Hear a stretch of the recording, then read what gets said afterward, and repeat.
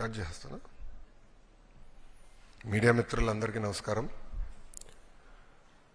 ప్రజలు ప్రజాస్వామ్యం గెలిచి ప్రజాపాలన ఏర్పడి కరెక్ట్గా ఒక సంవత్సరం పూర్తి చేసుకుంటున్నాం. సుపరిపాలన తొలి అడుగు పడింది. విధ్వంస పాలన నుంచి ఏకంగా వికాసం వైపు మన ప్రభుత్వం ప్రయాణం ప్రారంభించింది. కేంద్రంలో ప్రధానమంత్రి గారు, రాష్ట్రంలో గౌరవ ముఖ్యమంత్రి చంద్రబాబు నాయుడు గారి నాయకత్వంలో ఆంధ్ర రాష్ట్రంలో డబుల్ ఇంజిన్ సర్కార్ అనేది ఈరోజు నడుస్తుంది. ఒక ఉద్యోగాల విషయంలో చూస్తే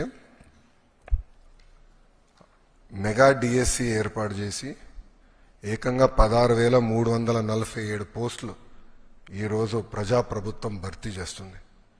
ఈ మెగా డిఎస్సిని ఎట్టి పరిస్థితులు ఆపాలని ప్రతిపక్ష పార్టీ సుమారుగా 24 కేసులు, ఈ రోజుతో 24వ కేసు కూడా డిస్మిస్ అయింది సుప్రీంకోర్టులో.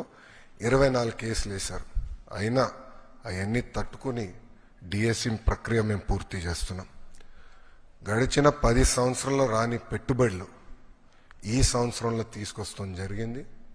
9.5 లక్షల కోట్ల పెట్టుబడి, తద్వారా 8.5 లక్షల మందికి ఉద్యోగాలు కల్పించడానికి మేము ఒప్పందాలు కుదుర్చుకున్నాం. అనేక దశల్లో ఆ ఇన్వెస్ట్మెంట్స్ ఉన్నాయి.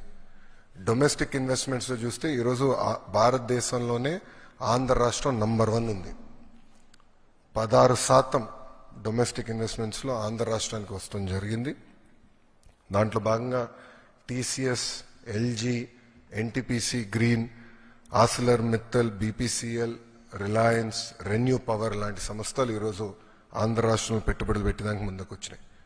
డబుల్ ఇంజిన్ సర్కార్ ఉంది కనుకనే విశాఖ స్టీల్ ప్లాంట్ కాపాడుకోగలం, రైల్వే జోన్స్ సాధించాం. అంతేకాకుండా భోగాపురం ఎయిర్పోర్ట్ పనులు కూడా వేగవంతంగా ఈరోజు జరుగుతున్నాయి.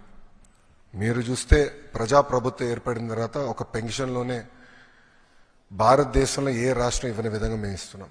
వృద్ధులకి 1,000 రూపాయలు పెంచాం, వికలాంగులకి 3,000 రూపాయలు పెంచాం. బెడ్కే పరిమితం అవుతే 15,000 రూపాయలు ప్రతి నెల ప్రభుత్వం ఇస్తుంది. భారతదేశంలో ఏకైక ప్రభుత్వం ఇస్తుంది, అది ఆంధ్ర రాష్ట్ర ప్రభుత్వం. ఇంతేకాకుండా భారతదేశంలో ఎక్కడ లేని విధంగా 203 అన్న క్యాంటీన్లు ప్రజాప్రభుత్వం తిరిగి ప్రారంభించి ఈరోజు నడిపిస్తుంది. గౌరవ ముఖ్యమంత్రి గారు ఇప్పుడే చెప్పారు, ఆగస్టు 15 నుంచి ఉచిత బస్ విధానం కూడా మేము అమలు చేస్తున్నాం. దీపం పథకం ద్వారా ఇప్పటికీ 2 కోట్ల గ్యాస్ సిలిండర్లు ఉచితంగా ప్రజాప్రభుత్వం తెలుగింటి ఆడబడుచులకి అందజేస్తాం కూడా జరిగింది. దాంట్లో కొన్ని సవరణలు తీసుకొచ్చి ఏకంగా ఆ డబ్బులు డైరెక్ట్గా మహిళల అకౌంట్లో కూడా వేయాలని ఒక నిర్ణయం కూడా ప్రభుత్వం తీసుకుంటాం జరిగింది. ఈరోజు ముఖ్యమైన కార్యక్రమం తల్లికి వందనం.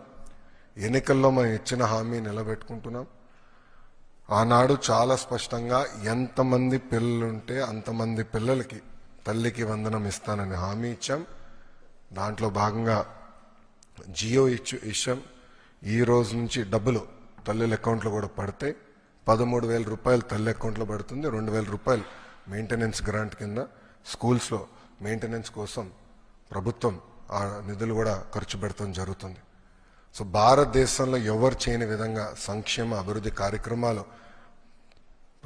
ప్రభుత్వం ఈరోజు చేస్తాం జరుగుతుంది.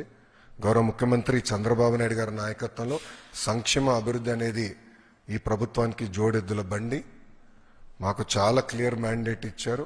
2 మీరు తీసుకెళ్ళాలి.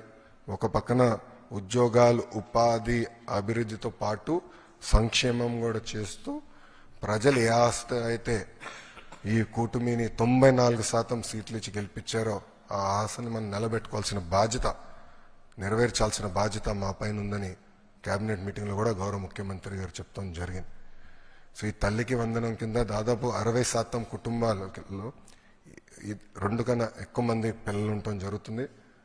సో వాళ్ళకి 2 ఉంటే 26,000, 3 ఉంటే దేర్ ఆఫ్ డబ్బులు వస్తాయి. సో ఆటోమేటిక్గా ఆ డబ్బులు వాళ్ళ అకౌంట్లో పడటం జరుగుతుంది. సో ఇచ్చిన హామీ బాబు సూపర్ 6లో ఒక హామీ కూడా, ఇది ఇంకొక మరో హామీ ఈరోజు కూటమి ప్రభుత్వం నిలబెట్టుకుంటాం జరుగుతుంది. Thank you.